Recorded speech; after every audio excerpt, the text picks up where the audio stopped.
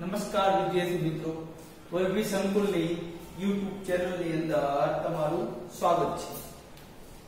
આપણે ધોરણ 12 કોમર્સની અંદર વિષય અર્થશાસ્ત્ર જેમાં 8મા ધોરણનો અભ્યાસ કરી રહ્યા છીએ। સૌથી પહેલા અગાઉના વિડિયોની અંદર આપણે કૃષિ ક્ષેત્ર વિશે અભ્યાસ કરી રહ્યા છીએ। તો એની અંદર કૃષિ ક્ષેત્ર છે એ કોઈ પણ દેશના અર્થતંત્રની અંદર મહત્વનું સ્થાન ધરાવે છે, એના વિશે અભ્યાસ કર્યો। ત્યાર પછી ભારતમાં વર્તમાન કૃષિ ક્ષેત્રની સ્થિતિ વિશે અથવા તો એના મહત્વ વિશે અભ્યાસ કર્યો। ત્યાર પછી એ ટોપિક આપણે રાખેલો હતો નીચી ખેત ઉત્પાદકતાના કારણો, બરોબર। નીચી ખેત ઉત્પાદકતાના કારણો વિશે આપણે અભ્યાસ આજે કરવાનો છે। તો નીચી ખેત ઉત્પાદકતાના કારણોની અંદર સંસ્થાકીય પરિબળો, બરોબર, ટેકનોલોજીકલ પરિબળ અને અન્ય પરિબળોનો સમાવેશ થાય છે। પરીક્ષાની દ્રષ્ટિએ સૌથી મહત્વનું છે વિદ્યાર્થી મિત્રો, ધ્યાન આપજો ખાસ। નીચી ખેત ઉત્પાદકતાના કારણો વિગતવાર સમજૂતી આપો અથવા ખેત ઉત્પાદકતા નીચી હોવાના કારણોની વિગતવાર ચર્ચા કરો। આ રીતે બોર્ડની અંદર પરીક્ષામાં પ્રશ્ન પૂછાય છે। તો નીચી ખેત ઉત્પાદકતાના કારણોની અંદર આપણે અભ્યાસ કરશું આજે। તો કે ભારત ખેતી પ્રધાન દેશ છે, ભારતને ખેતી પ્રધાન દેશ ગણવામાં આવે છે, છતાં દેશમાં ખેતીને સંલગ્ન ઘણી સમસ્યાઓ પ્રવર્તે છે, એટલે કે ખેતીને અનુરૂપ ઘણી બધી સમસ્યાઓ છે। જે પૈકી એક મોટી સમસ્યા નીચી ખેત ઉત્પાદકતા છે। તો કે ખેત ઉત્પાદન છે એ ભારતની અંદર નીચું રહે છે, એ એક મોટી સમસ્યા છે। ખેત ઉત્પાદકતા વાસ્તવમાં એટલે કે ખેત ઉત્પાદકતા છે એને તમારે માપવી હોય તો પ્રતિ હેક્ટર દીઠ થતા ઉત્પાદન અથવા હેક્ટર દીઠ થતી આવકના આધારે માપવામાં આવે છે।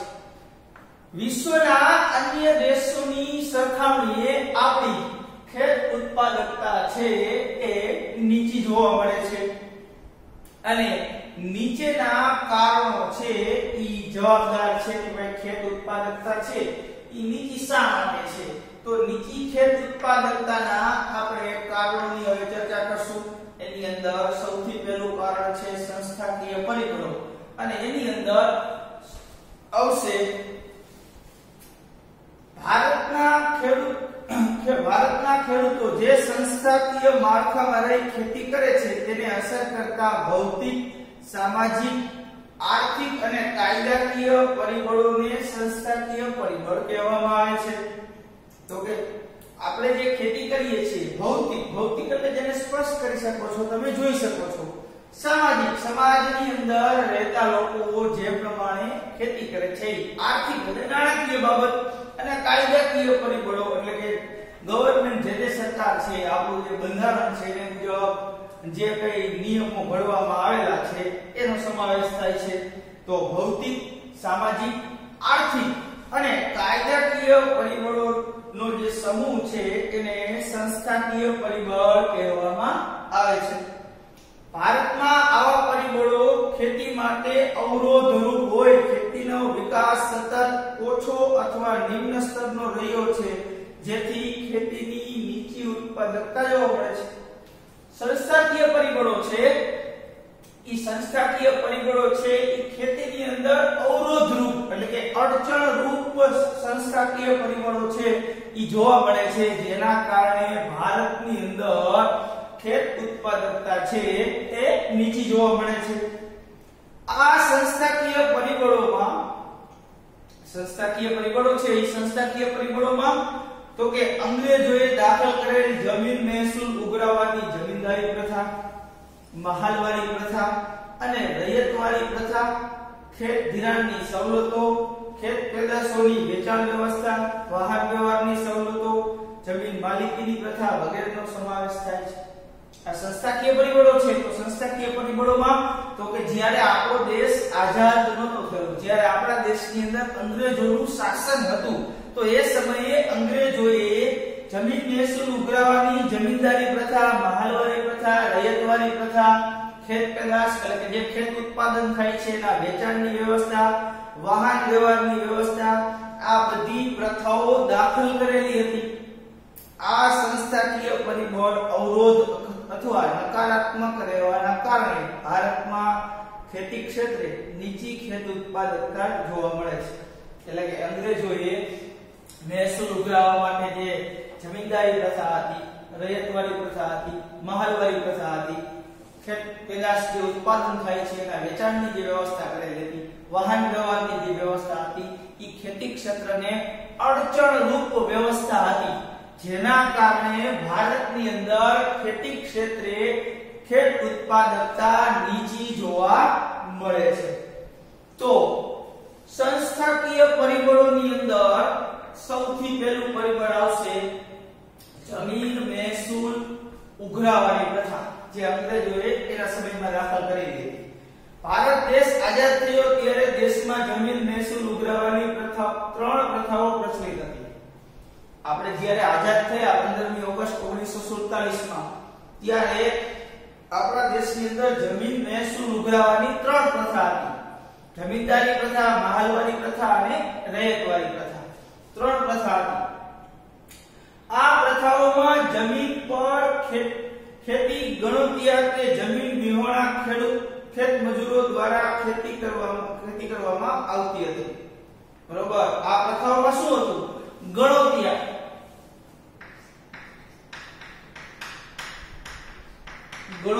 ગણોતિયા, ત્યાર પછી એવું કીધું જમીન વિહોણા।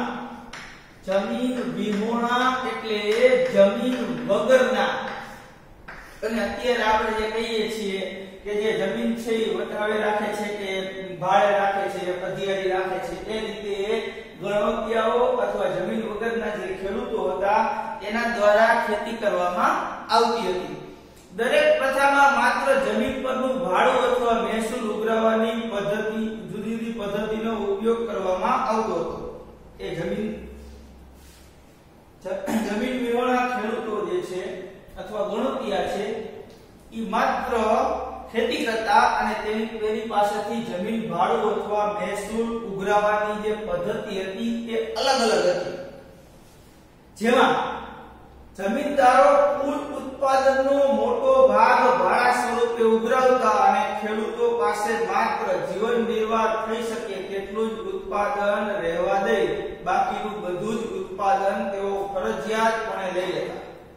એટલે કે ગણોતિયાઓ છે, બરોબર, કે જમીન વિહોણા ખેડૂતો છે, એના દ્વારા જે ખેતી કરવામાં આવતી, બરોબર, એમાંથી જે ઉત્પાદન થતું, કુલ ઉત્પાદન, બરોબર, કુલ ઉત્પાદન જે થતું એ જેની માલિકીની જમીન છે એ માલિક મોટા ભાગનું ઉત્પાદન છે એ લઈ લેતા, અને ગણોતિયા અથવા જમીન વિહોણા જે ખેડૂત દ્વારા ખેતી કરવામાં આવેલી છે તેની પાસે પોતાનો જીવન નિર્વાહ થઈ શકે તેટલું જ અનાજ અથવા તો ઉત્પાદન છે એ રહેવા દેતા,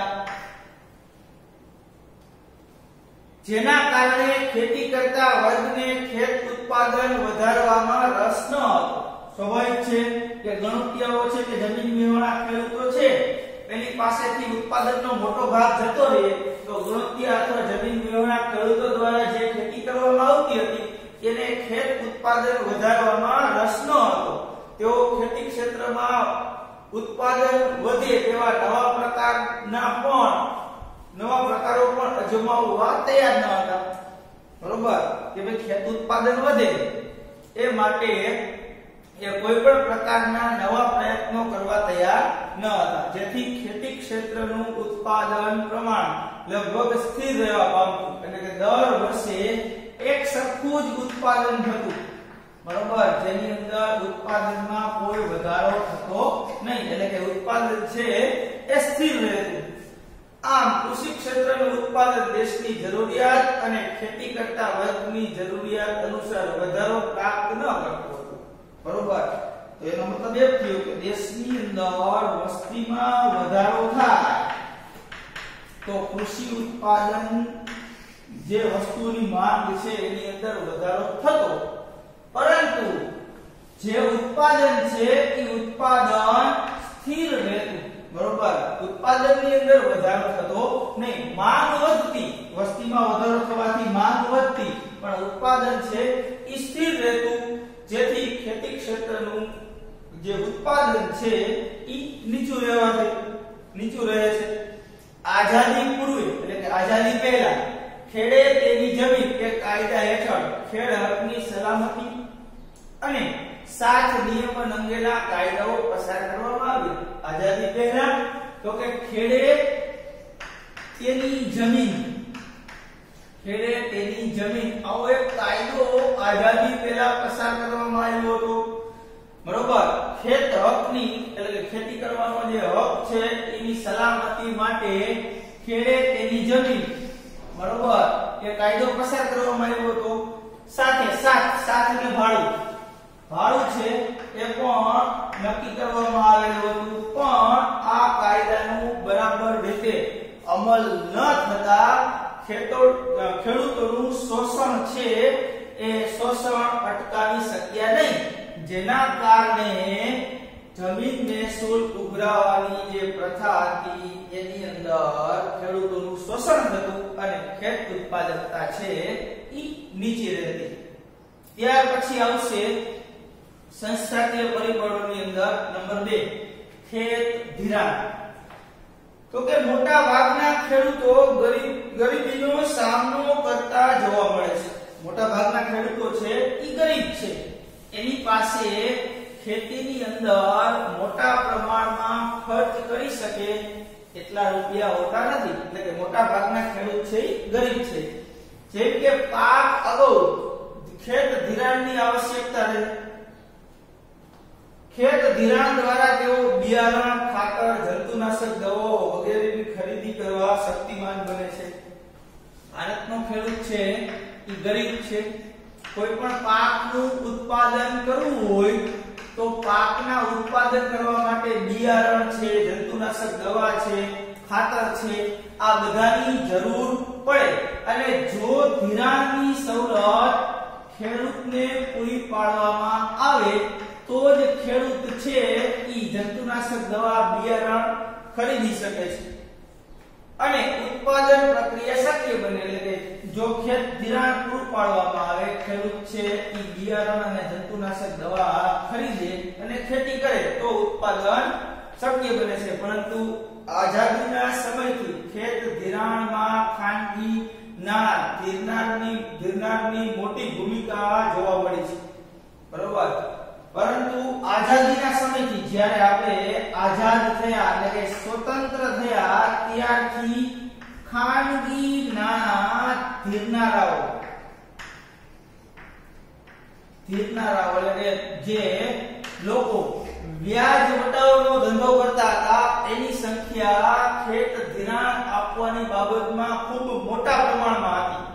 1951 ની અંદર ખેતી અંગેનું ધિરાણ કરનાર ખાનગી લોકો 71.6% નું પ્રમાણ હતું. ખેત ધિરાણ નાણાં ધીરનારનો વ્યવસાય કરતા લોકો દ્વારા કરવામાં આવતું.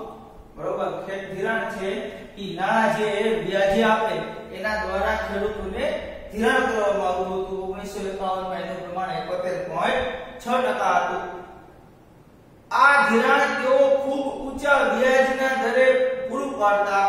આ ઉપરાંત તેઓ હિસાબમાં ગડબડ કરી અને ખેડૂતોને છેતરતા.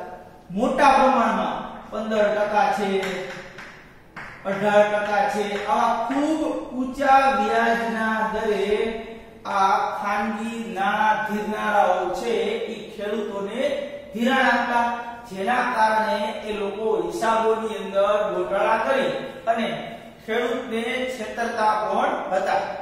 આઝાદી પછી સરકારે, આઝાદી આપણે સ્વતંત્ર થયા 1947 ની અંદર, પછી સરકારે રાષ્ટ્રીય સ્તરે બેંકોનું વિસ્તરણ કરતા નાના ધીરનાનો વ્યવસાય કરતા લોકોનું મહત્વ ઘટ્યું.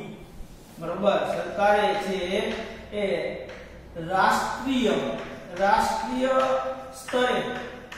રાષ્ટ્રીય સ્તરે બેંકોનું વિસ્તરણ કર્યું. બરોબર, એટલે કે દેશની અંદર દરેક શહેર અને ગ્રામ્ય વિસ્તારમાં લોકોને એટલે કે ખેડૂતોને બેંકોની સેવા મળે એટલા માટે સરકારે રાષ્ટ્રીય સ્તરે બેંકોનું વિસ્તરણ કર્યું, જેના કારણે ખાનગીના ધીરનારાઓ છે એનું મહત્વ ઘટી ગયું. સરકારે 1975 માં પ્રાદેશિક ગ્રામીણ બેંકનું અને 1982 માં નાબાર્ડની રચના કરી. 1975 માં પ્રાદેશિક ગ્રામીણ બેંક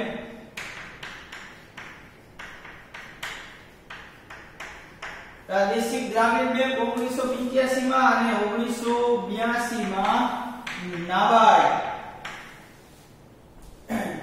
નાબાર્ડની રચના કરી. સંસ્થાકીય ધિરાણનો વ્યાપ વધાર્યો, એટલે કે જે બેંક છે એનું જે વિસ્તરણ થયું કે ધિરાણનો જે વ્યાપ હતો એ નાબાર્ડ અને પ્રાદેશિક ગ્રામીણ બેંક દ્વારા વધુમાં વધુ ખેડૂતોને ધિરાણ મળે એવા સરકારે પ્રયત્નો કર્યા.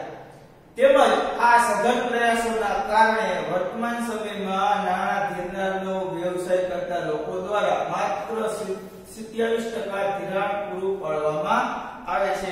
એટલે કે નાના જે ખાનગી ધિરાણ કરનારા લોકો હતા તેનું પ્રમાણ ઘટી અને માત્ર 27% થઈ ગયું, જ્યારે બાકીનું મોટા ભાગનું ખેત ધિરાણ વિવિધ સંસ્થાઓ દ્વારા પૂરું પાડવામાં આવે છે. આ બાબત પરથી સ્પષ્ટ થાય છે કે ખેડૂત સંસ્થાકીય ધિરાણના માધ્યમો સિવાય ખેત ધિરાણ મેળવવા પાછળનો ખર્ચ ઊંચો રહેતો હોવાથી ખેડૂતો કૃષિ ક્ષેત્રની આવક નહીવત રહેતી હોવાથી વધુ ઉત્પાદન મેળવવા કે ખેતીજન્ય કામ કરવાનું આકર્ષણ ન રહેતું. એટલે કે રાષ્ટ્રીય સ્તરે ખેડૂતોને કોઈ એવી બેંકની સુવિધા અસ્તિત્વમાં નહોતી જે ખેડૂતોને ધિરાણ આપે અને ખેડૂત છે એ ધિરાણ મેળવી બિયારણ લઈ જંતુનાશક દવા લઈ અને ખેતી કરી શકે. આવી કોઈ રાષ્ટ્રીય સ્તરે ધિરાણ આપનારી સંસ્થાઓ નહોતી, જેથી કરી ખેડૂતોને ખાનગી નાણાં ધિરાણ કરનાર ખાનગી લોકો છે એની પાસેથી ઊંચા વ્યાજે ધિરાણ મેળવવું પડતું, જેથી કરી ખેડૂતની આવક છે એ બહુ જોવા મળતી નહીં અને ઉત્પાદન છે એ પણ જોવા મળતું નહીં, જેના કારણે ખેડૂતોને ખેતીની અંદર રસ ન હતો, જેના કારણે ખેત ઉત્પાદકતા નીચી જોવા મળે છે. ત્યાર પછી આવશે સંસ્થાકીય પરિબળોની અંદર ત્રીજું કૃષિ પેદાશોની વેચાણ વ્યવસ્થા. ભારતમાં નબળા પાયાના માળખાના કારણે અંતરિયાળ વિસ્તારોને ખેત બજારોને જોડતા યોગ્ય રોડ રસ્તા કે વાહન વ્યવહારની સગવડ યોગ્ય નથી. જે ખેડૂત દ્વારા કૃષિ ઉત્પાદન થાય છે એટલે કે ખેતીમાં જે ઉત્પાદન થાય છે એ ઉત્પાદનને વેચાણ માટે તમારે જ્યાં ખરીદ વેચાણ થતું હોય કૃષિ ઉત્પાદનનું ત્યાં લઈ જવાની વ્યવસ્થા હોવી જોઈએ. તો ગ્રામ્ય વિસ્તારની અંદર દૂર જે ગામડાઓ છે ત્યાં રસ્તાઓની સુવિધા ન હતી, વાહન વ્યવહારની સુવિધા ન હતી. ઉપરાંત ખેત બજારોમાં ખેત ઉત્પાદન પછી તરત બજાર ભાવ અને મોસમના અંતે ભાવ વચ્ચે મોટો તફાવત જોવા મળે છે. બરોબર, જ્યારે ખેત ઉત્પાદન થાય, ખેત ઉત્પાદન અને મોસમના અંતે બરોબર બંને વચ્ચે ભાવની અંદર મોટો ફેરફાર જોવા મળતો, માટે મોટા ભાગે ખેત પેદાશો ઊંચા ભાવનો લાભ ખેડૂતના બદલે વેપારીઓ અને સંગ્રહખોરો મેળવે છે. બરોબર, ખેત ઉત્પાદન થઈ ગયું ત્યારે જે ભાવ હોય અને ખેત ઉત્પાદનનું બધું જ વેચાણ થઈ જાય એટલે કે મોસમના અંતે જે ભાવ હોય એના વચ્ચે મોટો તફાવત હોવાના કારણે જે નફાનો લાભ ખેડૂતોને મળવો જોઈએ એ વેપારીઓ અને જે વસ્તુનો સંગ્રહ કરનાર સંગ્રહખોર છે ઈ સંગ્રહખોર એ નફાનો લાભ મેળવતા. દેવામાં ડૂબેલા ખેડૂતો દેવાની ચૂકવણી કરવા પોતાના ખેત પેદાશોને ઘણીવાર ઉત્પાદન પહેલા જ સ્થાનિક શાહુકાર કે દલાલને વેચી દેવા પડે છે. બરોબર. ખાનગી નાણાં ધીરનાર લોકો પાસેથી ઊંચા વ્યાજે ખેડૂતોએ ધિરાણ મેળવેલું હોય એટલે ખેડૂત છે એની ઉપર દેવું વધી જાય. દેવું વધી જવાથી ઉત્પાદન થાય એ પહેલા સ્થાનિક જે શાહુકારો છે જે ખરીદ વેચાણ કરે છે કૃષિ ઉત્પાદનનું એ સ્થાનિક શાહુકારો અથવા દલાલને અગાઉથી જ ઉત્પાદન થયા પહેલા વેચી દેતા હતા. ખેડૂતો ઓછા માહિતગાર હોવાથી બજાર અંગેની જાણકારી બરોબર ખેડૂત છે એ વધુ પડતા માહિતગાર ન હતા. બજારની કોઈ જાણકારી નહોતી, બજાર ભાવ અંગેની કઈ જાણકારી નહોતી, બજારમાં કઈ પદ્ધતિથી વેચાણ થાય છે તેની જાણકારી ન હતી, જેના કારણે ખેત ઉત્પાદનનું સારું વળતર છે એ ખેડૂત મેળવી શકતા નથી.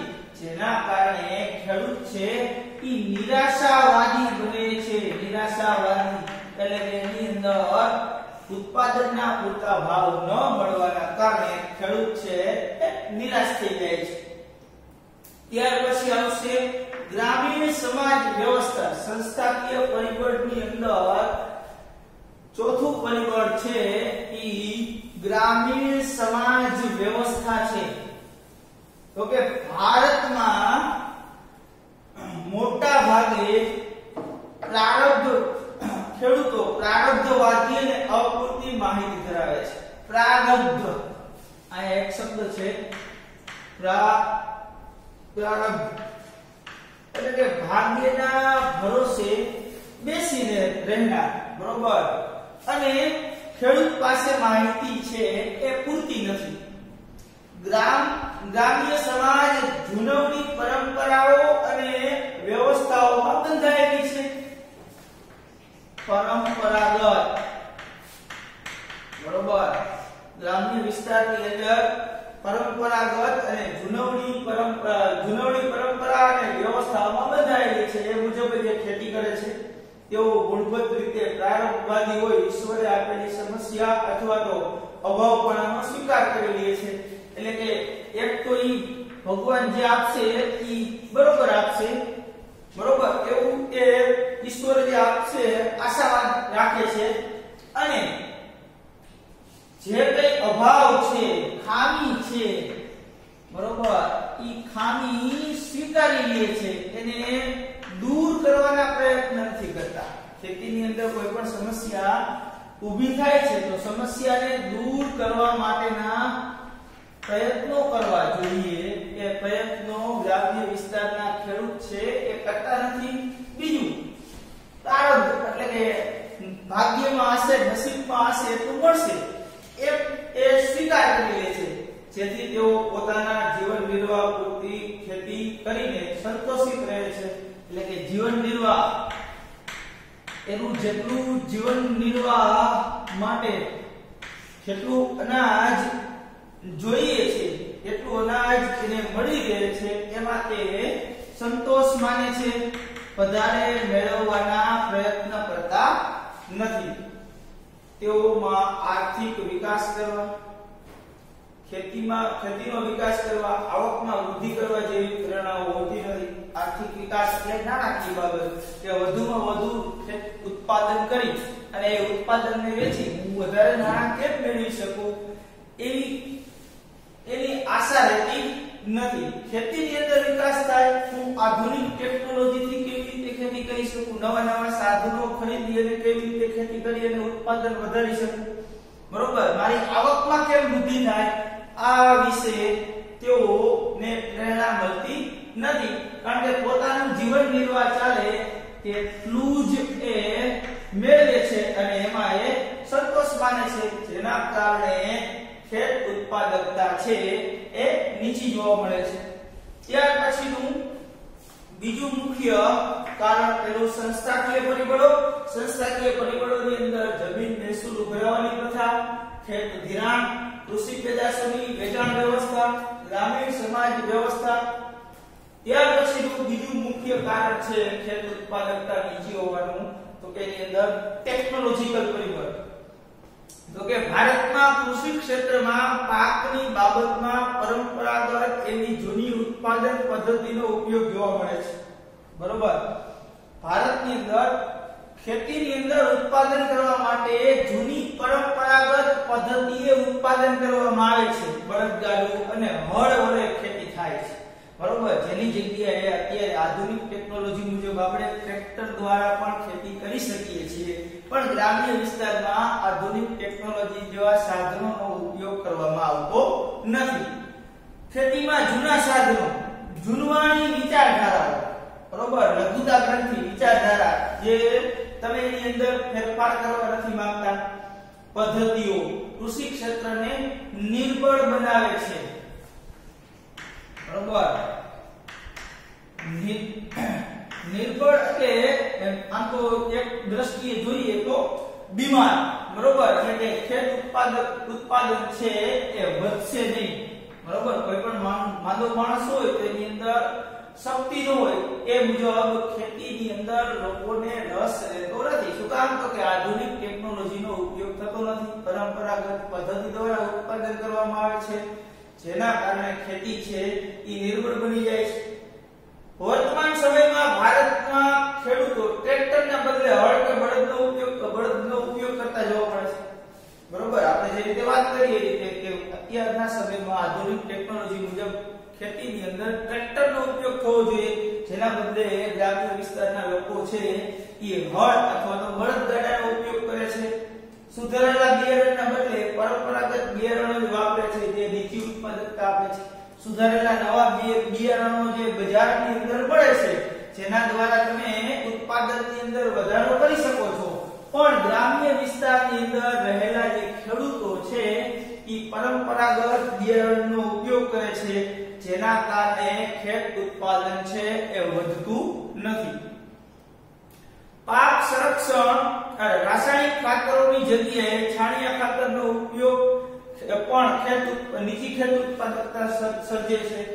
બરોબર, રાસાયણિક ખાતરનો ઉપયોગ કરવો જોઈએ. બરોબર, રાસાયણિક ખાતરના ઉપયોગ કરવાથી તમે ઉત્પાદનની અંદર વધારો કરી શકો છો, પણ ગ્રામ્ય વિસ્તારનો ખેડૂત છે એ છાણિયા ખાતરનો ઉપયોગ કરે છે, જેના કારણે ઉત્પાદનની અંદર વૃદ્ધિ થતી નથી, એટલે કે ઉત્પાદન વધતું નથી. પાક સંરક્ષણ માટે જંતુનાશક દવાઓ અને નવી પદ્ધતિનો ઉપયોગ ભારતનો ખેડૂત ખૂબ ઓછા પ્રમાણમાં કરે છે, જેથી ભારતનું કૃષિ ક્ષેત્ર મંદ ગતિએ આગળ વધે છે. બરોબર, પાક સંરક્ષણ એટલે કે પાકના રક્ષણ માટે ખેડૂતોએ જંતુનાશક દવાનો ઉપયોગ કરવો જોઈએ, અને જંતુનાશક દવા બજારની અંદર જે મળે છે એની નવી નવી પદ્ધતિ દ્વારા છંટકાવ કરવો જોઈએ.